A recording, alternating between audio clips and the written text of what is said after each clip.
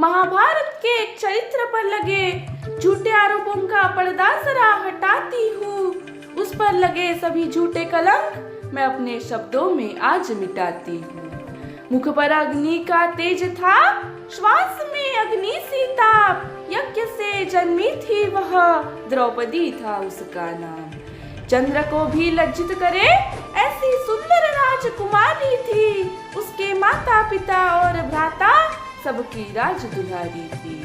पांचाल की सुकुमारी वह धीट स्वभाव वाली थी, अरे साक्षात भगवान ने जिसे सखी बनाया वह ऐसी विशेष नारी थी। देखते ही देखते द्रौपदी स्वयंवर की सुवर्ण घड़ी आ गई।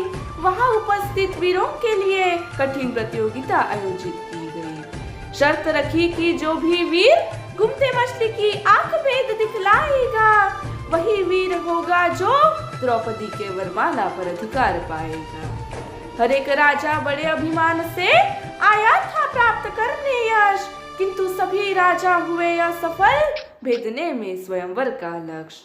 सूर्य पुत्र को सूत पुत्र कभी नहीं कहा यज्ञ सेनी ने, ये झूठा वाक्य जोड़ दिया कुछ लेखकों के लेखनी ने। जब हर एक राजा स्वयंवर में असफल सा हो गया, अब आगे क्या होगा ये विचार सबके मन में आ गया। किंतु वीरों की उस सभा में अब भी शेष था केशव का पाठ। अतुल्य सामर्थ्य दिखाकर लक्ष्य भेद कर उसने किया माधव का विश्वास साथ। नववधु द्रौपदी को लेकर अर्जुन अपने घर गया, पर नियति कुछ और ही चाहती थी जो उसका विवाह पांचों भाइयों से हो गया। दुर्भाग्यवश उसके प्रतिकूल घटना घट गई। केवल मां कुंती और युधिष्ठिर के हक के कारण द्रौपदी पांचों भाइयों में बट गई। परीक्षा समाप्त नहीं हुई थी उसकी, यह तो केवल आरंभ था। कांटों भरे जीवन का उसके यही से तो प्रारंभ था। जब नववधु द्रौपदी को लेकर पांडवों ने हस्तिनापुर में किया प्रवेश, अधिकार स्वरूप उन्हें इंद्रप्रस्थ देने का धृतराष्ट्र ने दिया आदेश। बड़े दिल से पांडवों ने छोटे से राज्य को भी स्वीकार किया। वासुदेव के सहयोग से वहां भी भव्य महल उन्होंने बना लिया। राजमहल हो या वन, द्रौपदी ने हर जगह पांडवों का साथ दिया। अर्जुन के सुख के लिए सुभद्रा को भी स्वीकार किया। पांडव परिवार की वो लक्ष्मी थी, अधर्मियों के लिए दुर्गा थी, बुद्धिमत्ता में थी सरस्वती। द्वापर युग में रानियां तो बहुत थी, किंतु अकेलिया था राज्य संभालने वाली थी केवल रानी द्रौपदी। अपने राज्य का कोई नागरिक भूखा ना सोए, इस और भी खास ध्यान वह बढ़ाती थी, और वो भी द्रौपदी ही थी जो राज्य कारभार के साथ साथ नागरिक संपर्क और शिकायत निर्मूलन भी चलाती थी।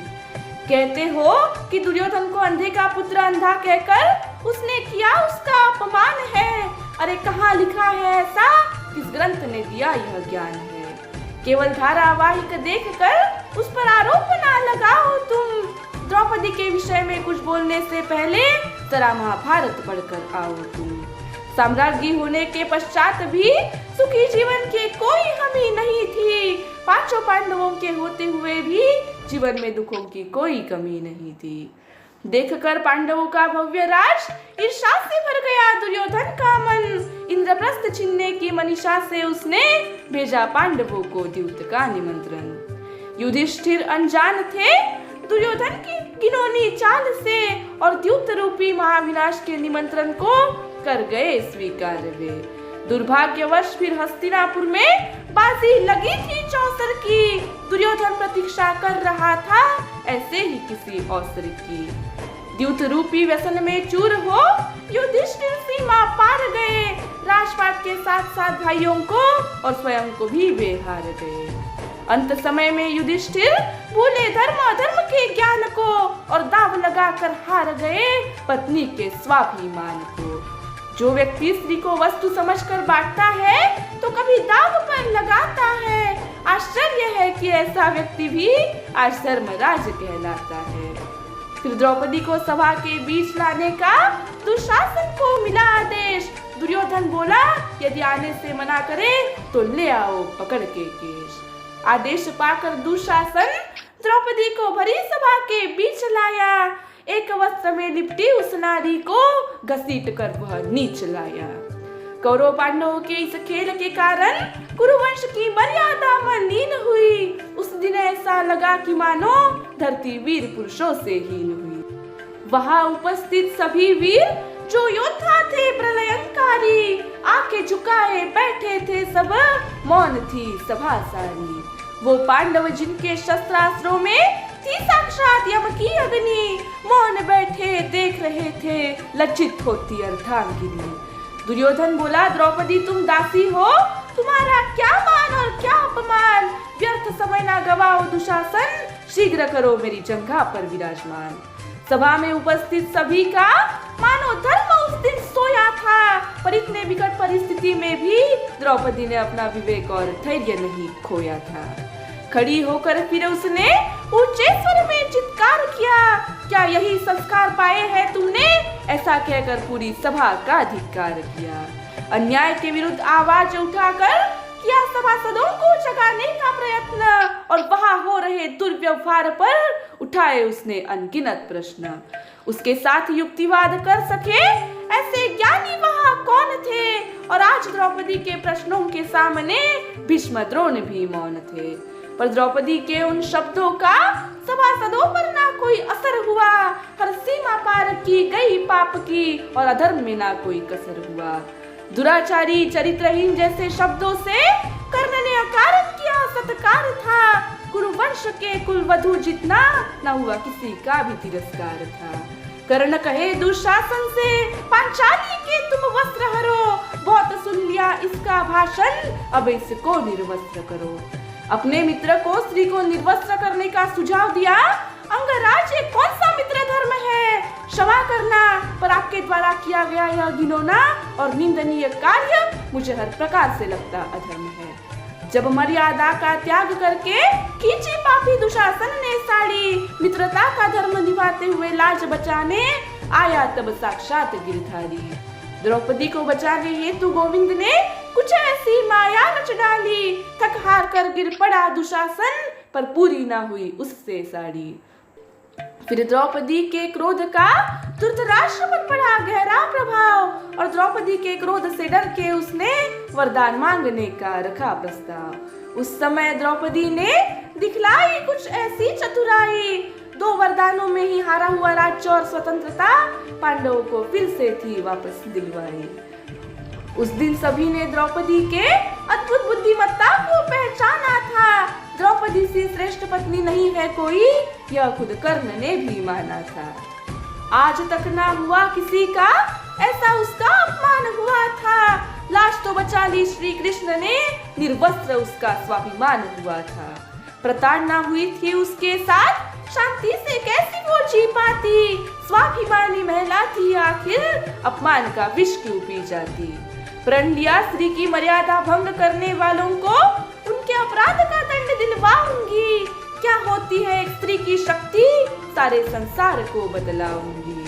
करके पांडवों का इतना अपमान, पूरी ना हुई दुर्योधन के मन की आस। 2 बार आदि उत्तर रचा उसने, जिसमें कौरवों को विजय और पांडवों को मिला वनवास। हमेशा की तरह द्रौपदी ने पांडवों के सुख दुख को बांटा था। उन कष्ट भरे 13 वर्षों को उसने भी तो काटा था। कितनी भी विकट परिस्थिति हो, घर को सदा बनाए रखती थी संतुलित। उसके इसी गुणों के कारण कृष्ण पत्नियां भी रहती उससे प्रभावित। संपूर्ण आर्यावर्त की वह सर्वश्रेष्ठ महारानी थी। अपहरण करने वाले जयद्रथ को भी जीवन दान दिया, ऐसी वो महादानी थी। 13 वर्षों के पश्चात फिर भरा पापियों के पाप का घड़ा। पांडवों की भी सहनशीलता का अंत हुआ, उन्होंने न्याय के लिए युद्ध लड़ा। कुरुक्षेत्र के उस रणभूमि में महाभारत का वह युद्ध हुआ, जिसमें हुई धर्म की स्थापना और सभी अधर्मियों का वध हुआ। पुत्रों के साथ कुछ दिन गुजारने का सौभाग्य भी द्रौपदी ने नहीं पाया था। रात के समय मारा अश्वत्थामा ने उसके पुत्रों को, इसलिए उसका मणि उतरवाया था। अधर्मियों को दंड देने की प्रतीक्षा थी उसकी 13 सालों की, किंतु ये साफ झूठ है कि उसने दुशासन के रक्त से प्यास बुझाई अपने बालों की। उस पर लांछन लगाते हो कि वो कारण थी महासंग्राम का, केशव का शांति प्रस्ताव किसने ठुकराया था 5 ग्राम का। अकारण ही तुम उस नारी को महाभारत की दोषी बतलाते हो। इससे भी संतोष नहीं मिलता तो कर्ण द्रौपदी की प्रेम कहानी जैसे झूठ तुम फैलाते हो। जब स्त्री के सहनशीलता का अंत होगा, अधर्म की सीमा पार की जाएगी। यही कोमल सी ममता तुमको दुर्गा बन दिखलाएगी। द्रौपदी के संपूर्ण जीवन से बस ले लो एक सीख तुम, स्त्री की मर्यादा भंग करने वालों को कभी ना दो क्षमा की भीख तुम। कलयुग में भी हर स्त्री को द्रौपदी बनना होगा, पर आज गोविंद नहीं आएंगे बचाने, खुद की रक्षा हेतु खुद को ही लड़ना होगा। पर आज गोविंद नहीं आएंगे बचाने, खुद की रक्षा हेतु खुद को ही लड़ना होगा। जय यज्ञसेनी।